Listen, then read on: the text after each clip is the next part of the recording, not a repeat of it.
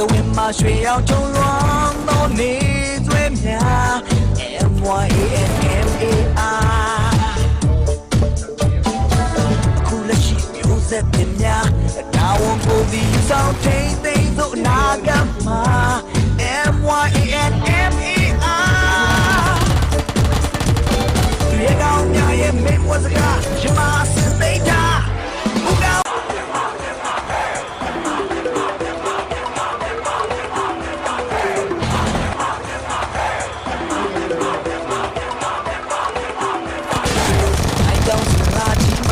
The wind my ရွှေရောက်ထုံလွှမ်းသောနေသွေးများ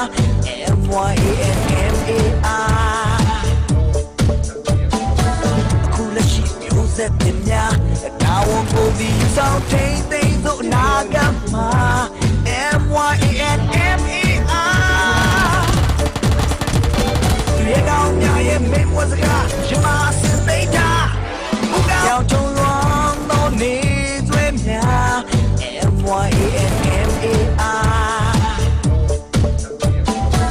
ခုလက်ရှိမျိုးဆက်တင်များတာဝန်ကိုဒီဆောင်ထိန်